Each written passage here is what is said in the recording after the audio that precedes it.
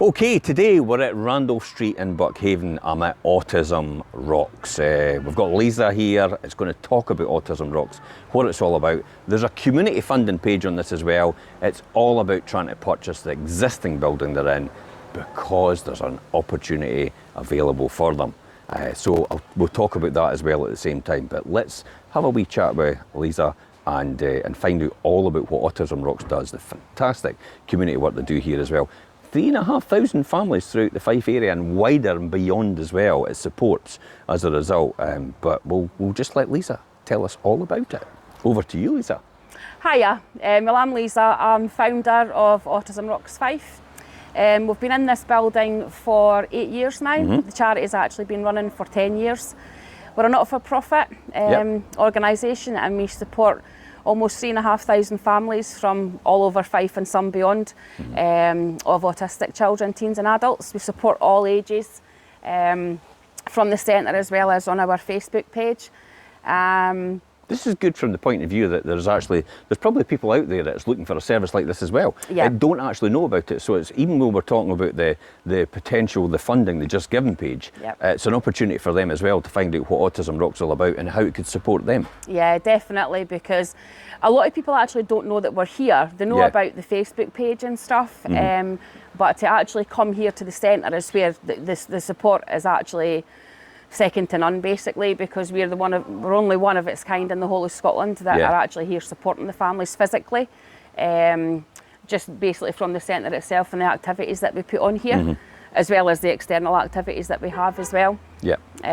So for anybody that doesn't know, there's Randolph Street there, the start of Randolph Street as it comes up, and you've got the church which is next door, and they're just on the edge of the church here. And you get in through the gates there. Obviously it's nice and safe and secure for the children as well, but you're just off the main road itself. And you're going to take us on the guided tour and show us all about this place. A nice autumn day. It looks great, eh? We've actually just had a lot of repainting and stuff done. You can see all the vibrant colours in here as well. What are we doing? We're doing a wee video. So this is your sand pit. We had a nice safety border pit round the side of it, mainly to stop the kids from chucking the sand out initially, but it's just a nice wee safe enclosure for the younger ones as well. And we've got our yurt here. All the paintings that are on the wall were all done by volunteers. And kids and teens and adults that come here as well. You get a lot of local businesses that chip in for free as well and do stuff for you. Yeah, it's been absolutely fantastic. A lot of businesses will come and do some painting, some maintenance, build some stuff, clean, paint, everything. It's been absolutely fantastic, the support that we have from the local people. So if there's any businesses out there as well that don't know about this place and want to know more, they can message us direct on this post. Oh, definitely, And I'll put your contact details on here as well. Yeah, painters, decorators, joiners, plumbers, everybody. So you've got swings around here as well, haven't you? Yeah, oh, the kids absolutely love these swings. We have 3 different, we have a basket, a hammock, we have the basket, we have what's called a skeleton seat as well, which is just like a normal swing. But this is one of the favourite things for the kids. So this was all just kind of repainted in June. So it made it really nice and bright. And we've got your trampoline, which is another favourite. I think that's us on about our third one because... You doing the demonstrations? Backflips!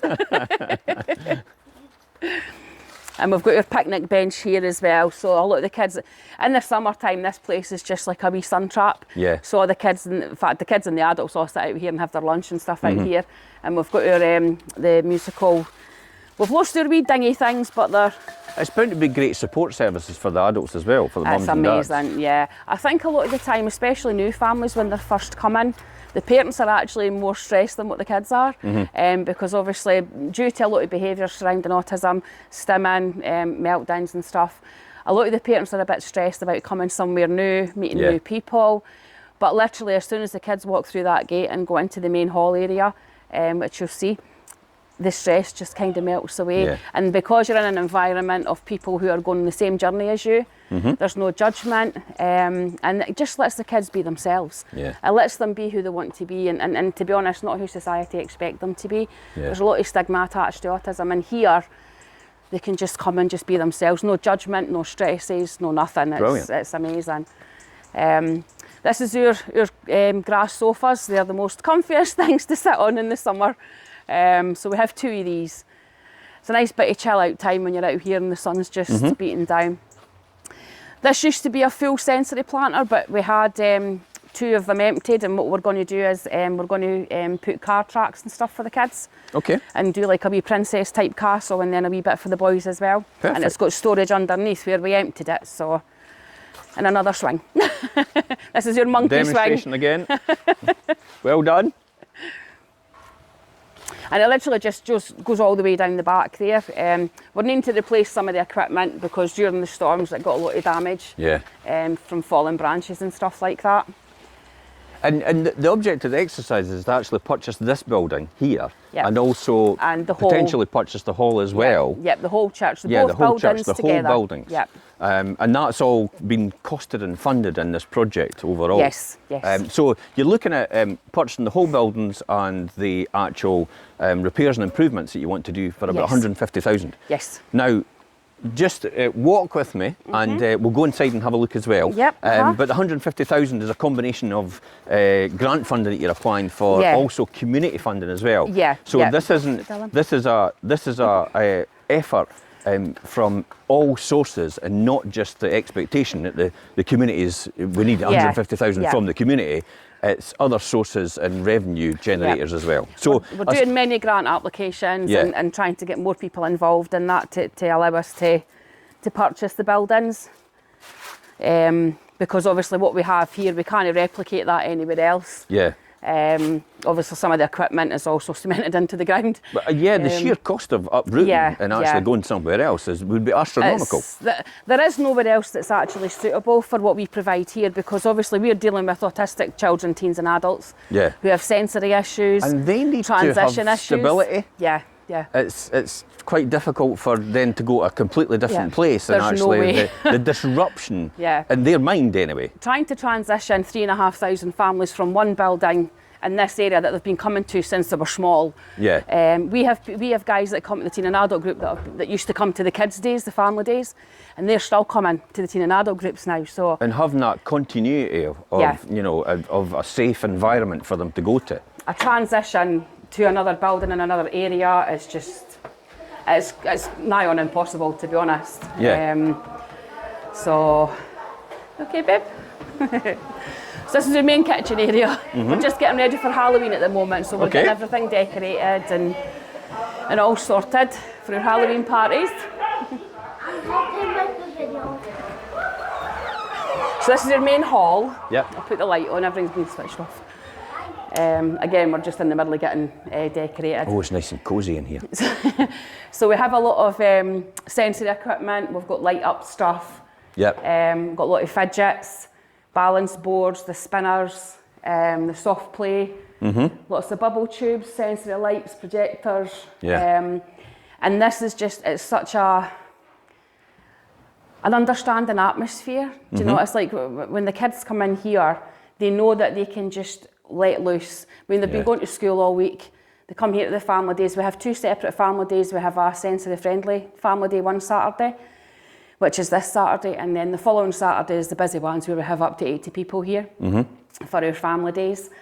So it can be very busy, but a lot of the kids can cope with that, whereas some of the kids need a bit of a quiet session, which is what we have this Saturday. That's your maximum of 35 people. So it's a lot quieter, so it gives them the opportunity to just chill out and let loose. When can people get access to this if they're wanting to come along? What times and what days are you open? We are open on a Tuesday, Wednesday, Thursday for our drop-in sessions, which is 10:30 till 1 o'clock. A Thursday evening we have our youth group for 7 to 12-year-olds, which is from 5:30 till 7. A Friday evening we have our teen and adult group, which is from 6 p.m. till 8 p.m. That's for 13 years old and up. And then our family days are every Saturday from 10 till 1. Yeah. So we're basically open 5 days a week. Fantastic. 2 nights a week. Yeah. And we're all volunteers. None of us, there's no wages goes through the charity at all. We're all volunteers, everyone here. And volunteers, trustees, we're all parents and carers of someone that's autistic. So we get it, we live it, we understand it. I'm not assuming we all know everything, but we understand the need for what we do here. And again, there is nothing like this anywhere else. So this is why it's quite crucial to keep this going. And the potential to have next door as well. I take it you'd probably go through here. Yes. You've got some access through there, over there's there. an access door there and there's an access door there, and it's literally straight through. And then you've got a massive, massive, massive bottom level, which would just be absolutely outstanding. We could support so many more families. Yeah. Because we have to limit the amount we have here, simply for the fact that we didn't want the kids to feel... Just the size? Yeah. So having a bigger size we'd been I mean, support, through more there's support. about twice the size of this. In fact, probably even more than twice the size of this hall, just the bottom level. Yeah. And then you've got the rooms up the stairs as well, which, should we manage to get the church, we will then be allowing other community groups to use as well. Things like yoga classes, dance classes, stuff like that. Because I think there's either 4 or 5 rooms up the stairs, I can't remember how many. So we would then expand into the bottom part and then use what we could up, sort of like upstairs, and then just allow other groups to use it as well. Definitely. So it's a massive thing for us just now, because obviously if we didn't have this place, we have nowhere else to go.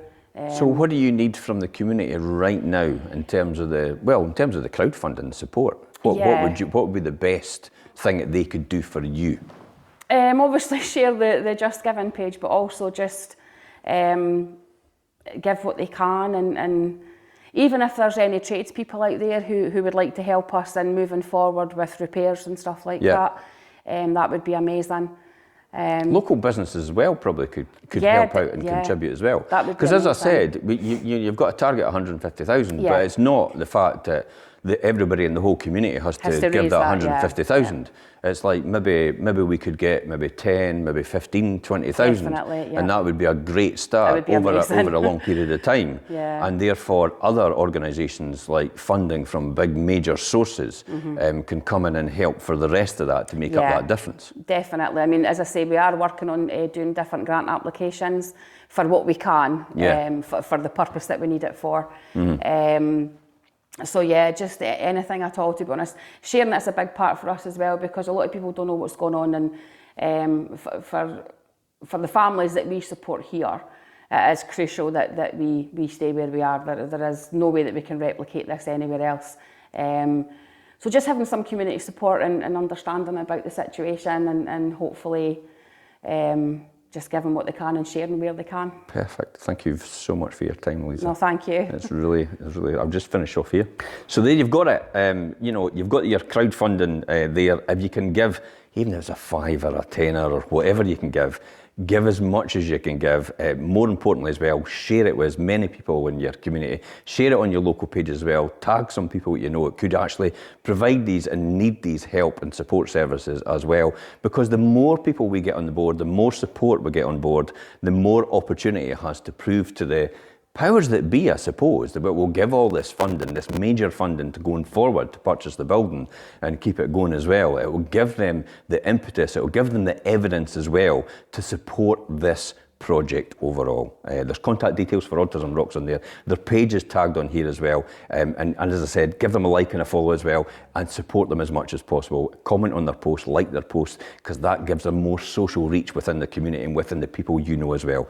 Until next time, guys, I'm Jim Parker for Fife Properties TV. Thanks for listening. Bye-bye for now.